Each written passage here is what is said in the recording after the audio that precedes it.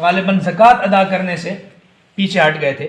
آپ صلی اللہ علیہ وسلم کے پاس اطلاع پہنچی تو آپ صلی اللہ علیہ وسلم نے ایک صحابی کو بھیجا کہ جاؤ تحقیق کر کے آؤ. اب وہ صحابی ایسے تھے کہ جاہلیت کے زمانے میں ان صحابی کے ساتھ اس قبیلے والوں کی دشمنی چل رہی تھی. اب وہ صحابی اب تو مسلمان تھے، ان کے دل میں بہرحال یہ بات تھی کہ کہیں مجھے نقصان نہ پہنچا دیں. تو یہ جب وہاں اس علاقے میں پہنچے، علاقے والوں کو پتہ چلا کہ اللہ کے رسول صلی اللہ علیہ وسلم کا قاصد ہمارے پاس آ رہا ہے، تو وہ اتنے خوش ہوئے، کیونکہ اصل میں انہوں نے انکار نہیں کیا تھا، کسی نے غلط خبر پہنچائی تھی. اتنے خوش ہوئے کہ اس قاصد کے استقبال کے لیے اپنے گاؤں سے باہر نکل آئے کہ اللہ کے نبی کا پیغام لانے والا ہے، اس کا استقبال کیا جائے. انہوں نے جو دور سے دیکھا کہ گاؤں کے لوگ باہر آئے ہوئے ہیں، دماغ میں یہ بات آئی کہ یہ تو مجھے قتل کرنے کے لیے آئے ہوئے ہیں. دور سے بھاگے واپس اللہ کے رسول کے دربار میں اور کہا کہ یا رسول اللہ، وہ تو سب لڑائی اور مرنے مارنے پر تلے ہوئے ہیں. آپ صلی اللہ علیہ وسلم کو بڑا دکھ ہوا، آپ نے فوراً لشکر تیار فرمایا. اللہ نے قرآن میں آپ صلی اللہ علیہ وسلم کے سامنے ساری بات بیان فرمائی، اور ان لوگوں کے قاصد بھی پیچھے پہنچ گئے، کیونکہ ان کو پتہ چلا کہ اللہ کے نبی کا قاصد واپس لوٹ گیا، تو وہ بھی پیچھے اللہ کے رسول کی خدمت میں حاضر ہوئے، سارا ماجرا سنایا. تو اللہ نے اپنے نبی کو تحقیق کر کے عمل کرنے کا حکم دیا. یا ایھا الذین آمنوا، اے ایمان والو، ان جاءکم فاسق بنبأ فتبینوا، اگر تمہارے پاس کوئی شخص خبر لے کر آئے تو تم تحقیق کر لیا کرو. ان تصیبوا قوما بجہالۃ فتصبحوا علی ما فعلتم نادمین، کہیں ایسا نہ ہو کہ تم کسی قوم کو نقصان پہنچا بیٹھو اور پھر بعد میں جب اصل بات تمہارے سامنے واضح ہو تو تمہیں اپنے فعل پر ندامت اور شرمندگی ہو کہ یہ ہم نے کیا کر دیا. تو اس لیے اس وقت سوشل میڈیا کا دور ہے، نئے فتنے اور نئے افکار، نئی سوچیں، نئے عقیدے گھڑے جا رہے ہیں، بنائے جا رہے ہیں، اور ریفرنس کے طور پر قرآن و حدیث کو پیش کیا جا رہا ہے. حالانکہ ہمارا سادہ دل مسلمان یہ نہیں سمجھتا، اس کو بیچارے کو پتہ نہیں ہے، کیونکہ اس کی یہ فیلڈ نہیں ہے، اسے یہ علم نہیں ہے کہ جو بات قرآن کے نام پر پیش کی جا رہی ہے وہ تو قرآن میں ہے ہی نہیں، جو بات حدیث کے نام پر پیش کی جا رہی ہے پورے ذخیرہ احادیث کے اندر اس کا نام و نشان تک نہیں ہے.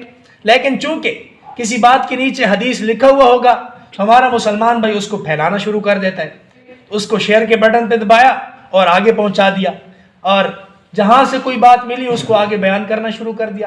آپ صلی اللہ علیہ وسلم نے فرمایا کفا بالمرء کذبا ان یحدث بکل ما سمع، آدمی کے جھوٹا ہونے کے لیے اتنا ہی کافی ہے کہ جو بات سنے بغیر تحقیق کے آگے بیان کرنا شروع کر دے. تو یہ بغیر تحقیق کے آگے بڑھنا، اس سے معاشرے میں بھی فساد پیدا ہوتا ہے اور آدمی کا دین بھی خراب ہوتا ہے.